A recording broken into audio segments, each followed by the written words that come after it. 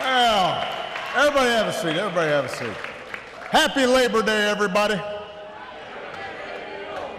This is a day where we celebrate the grit, the resilience, the hard work of America's working families. Let me start by thanking your mayor, Mayor Walsh, who has stood up for working folks for a long time, since before he held this office. You've got two outstanding senators, Elizabeth Warren in the House, and Ed Markey. I brought along our Labor Secretary, Tom Perez, who's fighting for you every day. I know we must have some other members of Congress here. I love them. And labor leaders who've devoted their lives to working Americans. Some of them caught a ride with me on the way over here. Mary Kay Henry from SEIU. Randy Weingarten from AFT. Arturo Rodriguez from UFW. Billy Height from my hometown of Chicago, from UA.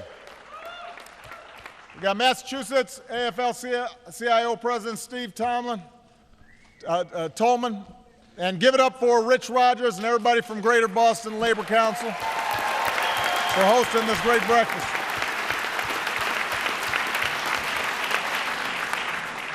It's always good to be back in Boston, especially when the weather's like this.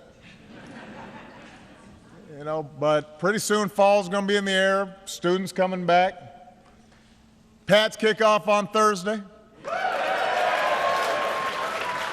Brady is free.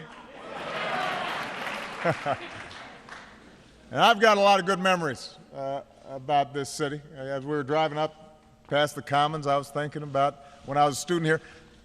Truth is, I was in the library most of the time, so I didn't get to have as much fun as I should have.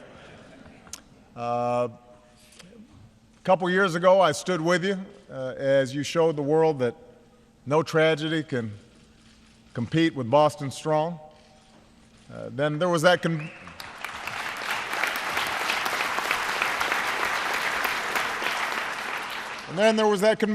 that you hosted back in 2004, before I had a motorcade. Traffic from Logan was a little tougher back then. But you were kind enough to give a warm Boston welcome to an unknown state senator with a funny name. And it's been 11 years since then. I have added a few gray hairs. I've earned every one of them. Oh, see there? I'm sorry, what was that? There you go.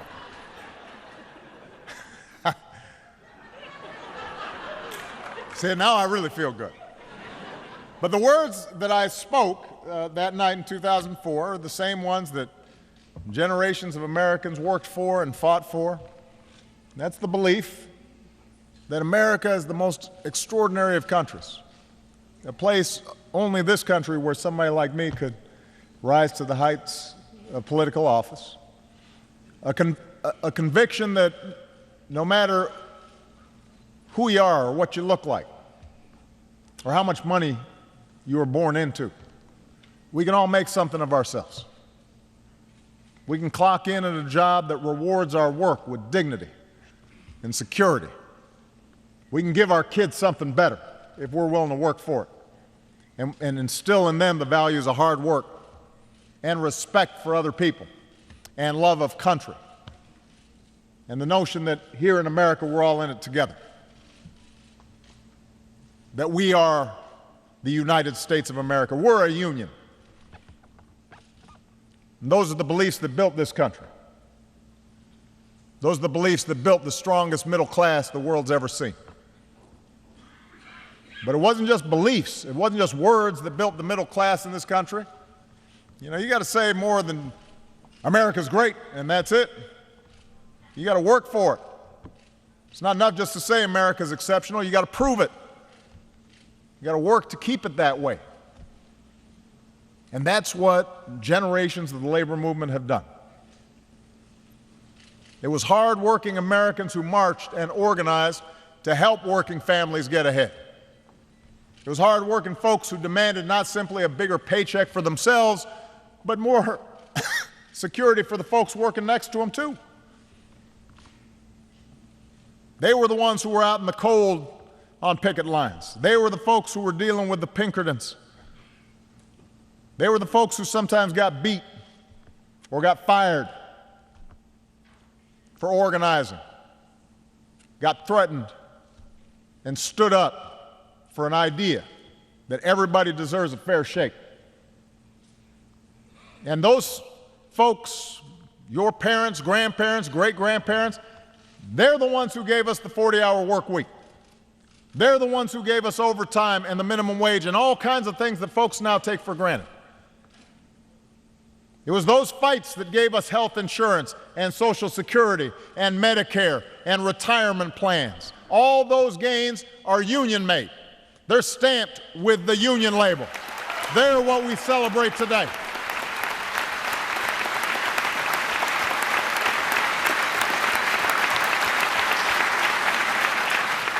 And those values that built the middle class, working people's values, ordinary folks' values, that's what's guided me every day as president. I came in during the worst recession any of us have ever seen. And we've worked to rebuild our economy on a new foundation, to make it stronger for everybody. It's working folks who helped power our economy to 66 straight months of private sector job growth, the longest streak on record.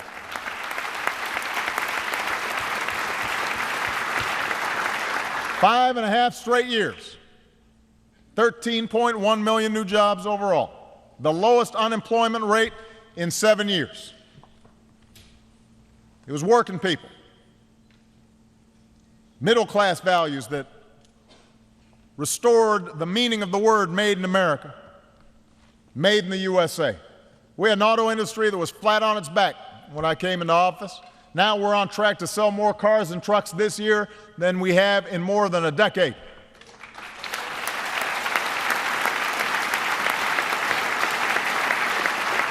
American manufacturing had been declining for a decade. And then we came in and we nearly created 900,000 jobs in 5.5 years. Fastest manufacturing growth that we've seen in a very long time.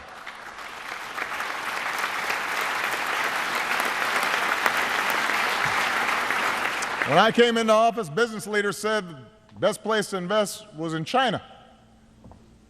Well, they don't say that no more. Now the number one place to invest is right here in the United States of America. That's because we got the best workers in the world. That's progress.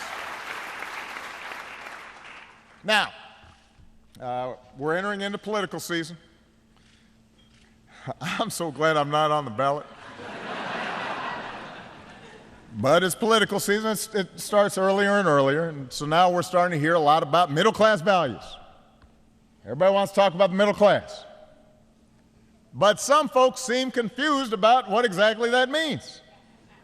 So let me provide a refresher course. For me, for us, middle-class values means providing tax cuts to 98% of Americans, but then asking the top 2% to pay a little bit more. That's helping middle-class families. For us, middle-class values means protecting Main Street from another crisis with the toughest Wall Street reforms in history that your senators helped to make happen. It means reforming student loans and increasing Pell Grants so every kid can afford a college education.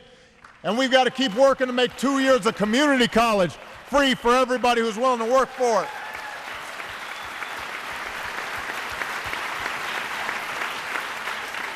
It means helping 16 million Americans gain the security of health insurance, because nobody in America should have to live in fear of going broke just because they or somebody in their family got sick.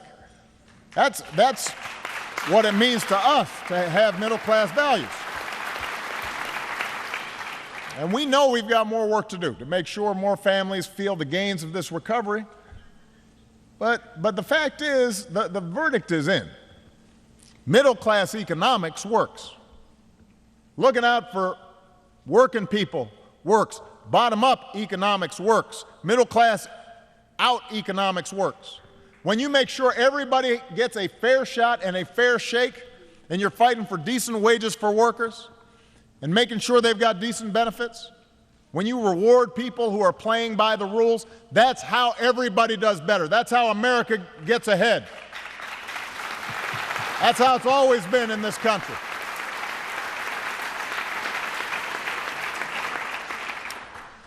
Unfortunately, there are some folks in Washington and some folks who are trying to get to Washington who don't want to face these facts.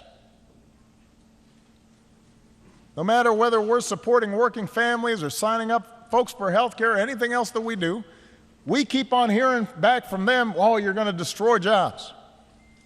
You're going to destroy business. You're going to crush freedom. You can't have a minimum wage for people.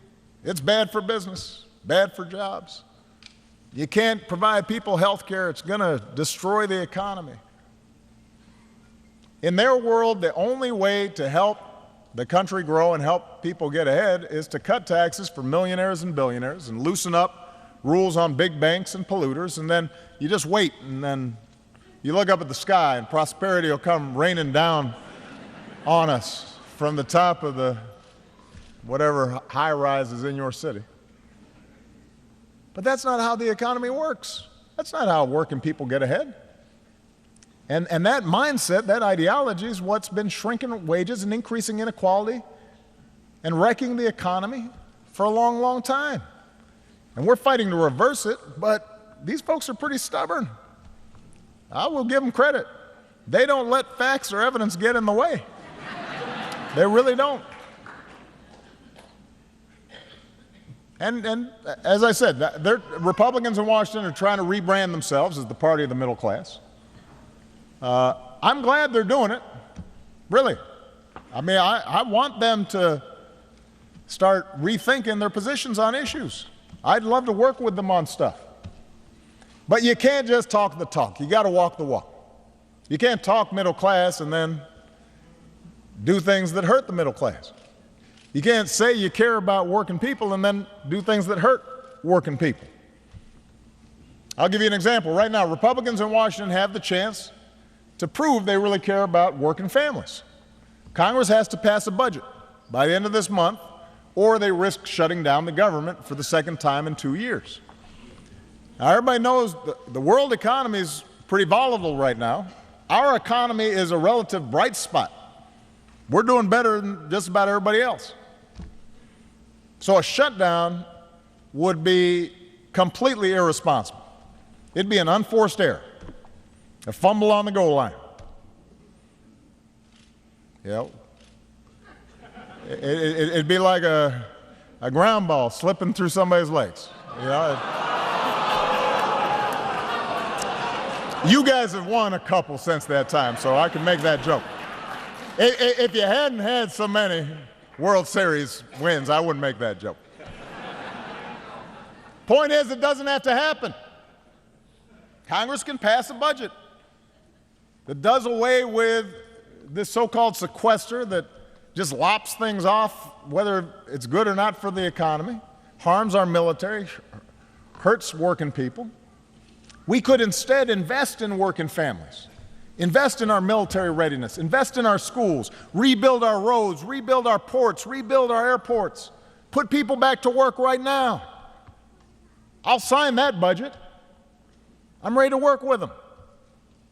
But so far, at least, instead of hearing about how we can all move together, what we're hearing from those folks is threats that they might shut down the government over things that don't even have to do with the budget. Yeah. Try to stop the budget in order to force us to do something that would restrict women's health care, for example. That's not a good idea. And you're seeing all kinds of mindless proposals that would harm our military readiness and cut job training, cut Head Start, cut preschools, cut K through 12 education. They're still talking about repealing Obamacare. I mean, they've taken 56 votes to repeal this thing. Everybody says it's working. It's working better than even I expected, and costing less, and they're still talking about repealing it.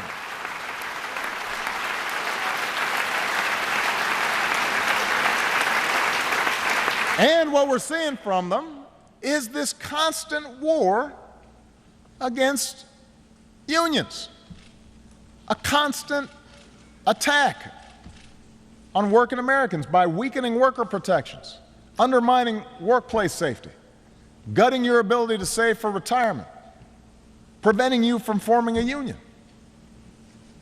I mean, this is a party that says it wants to rebrand itself. I'm going to quote them here. They said they want to be the party of the American worker and the party of higher wages. Well, that's great. But think about it. They oppose raising the minimum wage. They're doing everything they can to bust unions. And then they want to claim to be the party of the American worker. Take a look at some of the folks who want to be their standard bearer in the next election. I won't say their names, but you can kind of attach the quote to their names. So one candidate, he is bragging about how he destroyed collective bargaining rights in his state.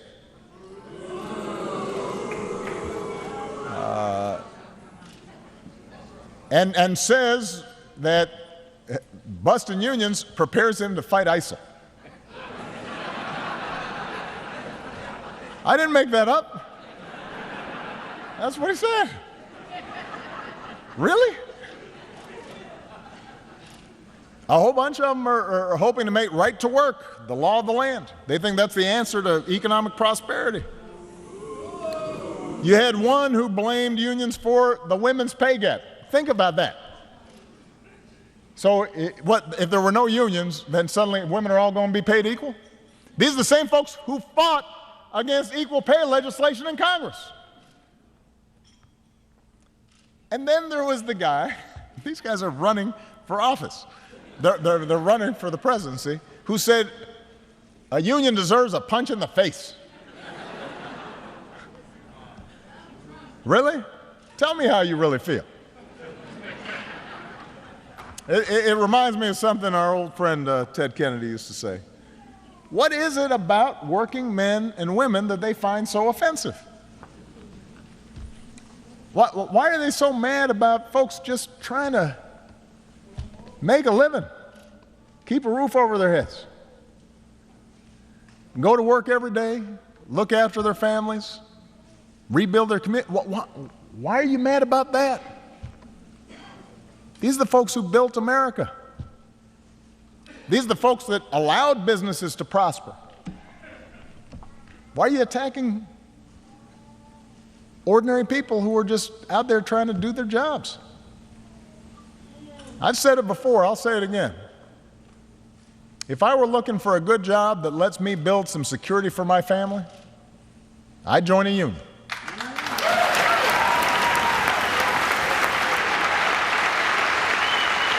If I wanted somebody who had my back, I'd join a union.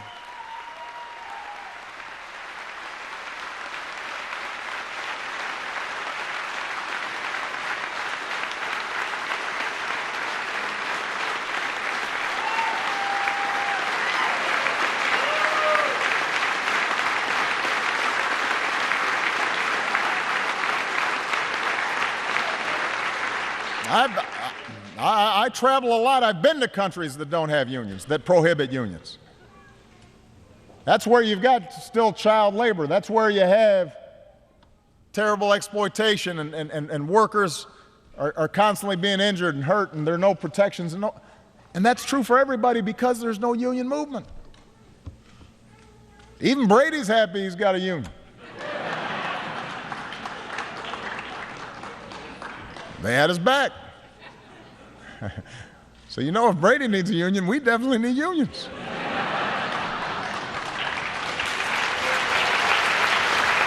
So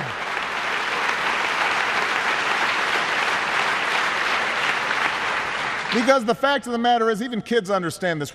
You're stronger when you stand together. And a job's about more than a paycheck. Employees are more than just cogs in the wheel. They're moms and dads with dreams for their kids.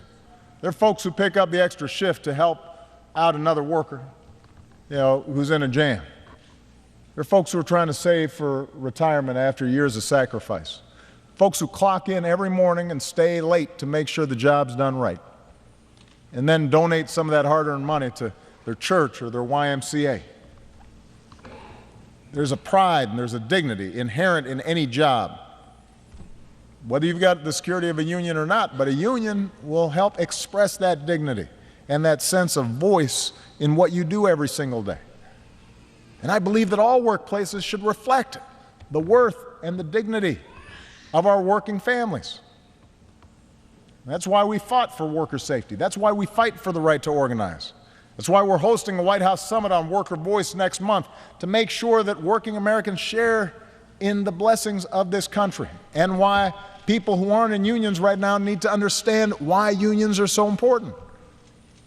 That's why last summer we hosted a working family summit to talk about issues like higher pay and fair pay and child care and workplace flexibility and paid leave. These things aren't just good for working women and working families, they're good for business too. They're good for the economy as a whole. Now, the good news is, for the past couple of years, working in concert with great members of Congress like Ed and Elizabeth, we've taken steps to address some issues facing working families. And we've had the cooperation of governors and mayors in a lot of places. 17 states, about 30 cities, have answered the call to raise the minimum wage. I raised wages for federal contractors.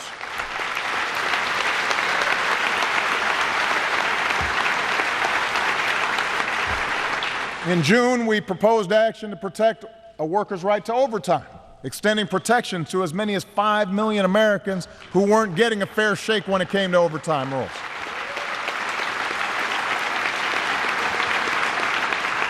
It's a pretty straightforward proposition. If you're working harder and longer, you should get paid for it. I believe that you should be able to talk openly about how much you get paid to make sure everybody's getting paid the same. That's how we know if there's unfairness in the workplace. That's something Lilly Ledbetter had to deal with and helped contribute to the pay gap. So last spring, I acted to combat pay secrecy. Working with Tom Perez, we are finalizing a rule this week that makes sure that what people are getting paid is out there, so you know if you're getting cheated. If you find out you're getting shortchanged, you shouldn't live in fear of getting fired. Because you raise your voice, you should be able to press your claim. And I believe that working Americans should have the basic security of paid leave. Right now, we are the only advanced nation on earth that does not guarantee paid maternity leave. Think about that.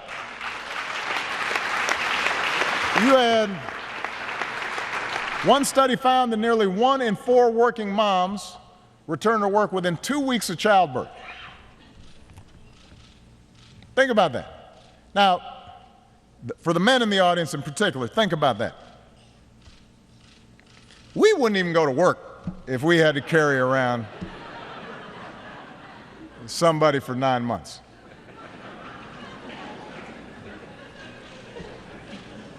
The human race would evaporate. We couldn't even take it.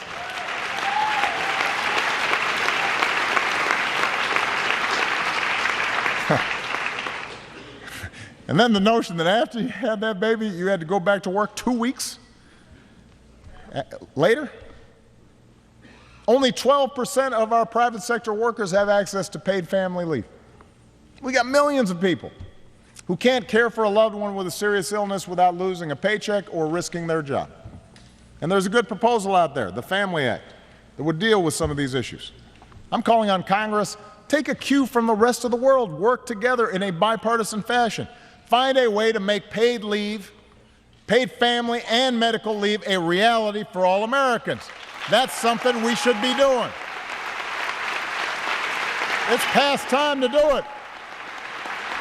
It'll be good for business, not bad for business.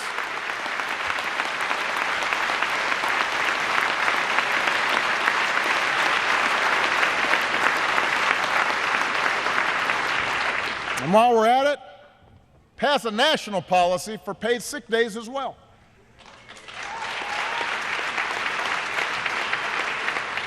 Right now, about 40% of private sector workers, 44 million people in America, don't have access to paid sick leave. You've got parents who have to choose between losing income or staying home with their sick child. You have victims of domestic violence or sexual assault who can't seek medical attention or counseling because they might have their pay docked. Let's face it, nobody wants a waiter who feels like they have to come to work when they're coughing or contagious. But if they don't have sick leave, what are they going to do? They've got to pay the rent. That's not good for anybody. Now, unfortunately, only Congress has the power to give this security to all Americans. But where I can act, I will. And by the way, I just did. As we were flying over here, I signed a new executive order requiring federal contractors to allow employees who work on our contracts to earn up to 7 paid sick days a year.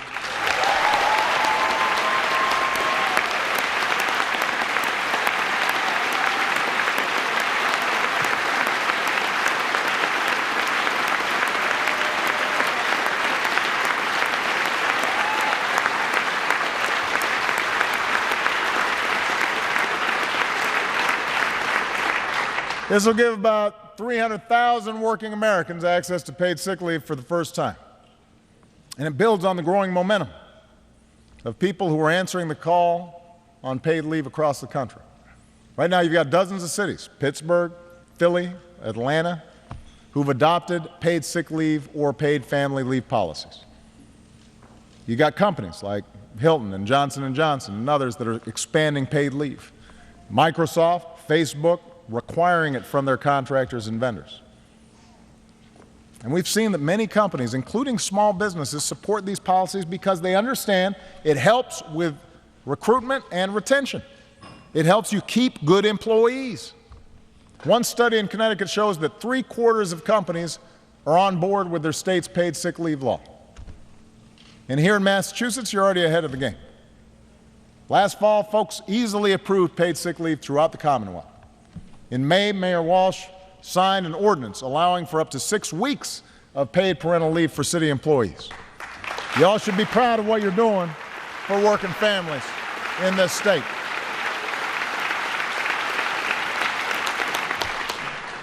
But, you know, that's not a new story here in Massachusetts. Y'all have always been a little ahead of the curve. Almost 2 centuries ago, there were the Mill Girls up in Lowell, the nation's first union of working women. Folks in Boston helped lead the way to an 8-hour workday. Generation by generation, from the textile and trolley workers to the hotel and parking workers of today, hardworking men and women, like all of you in this Commonwealth, have stood up for working families. And what's been true in Massachusetts has been true all across the country. You understand that we're stronger together than when we're apart. When we are together, we carry each other up to heights we can't reach on our own. And that's what we honor every day on Labor Day. And whenever I'm with you, I'm optimistic about America.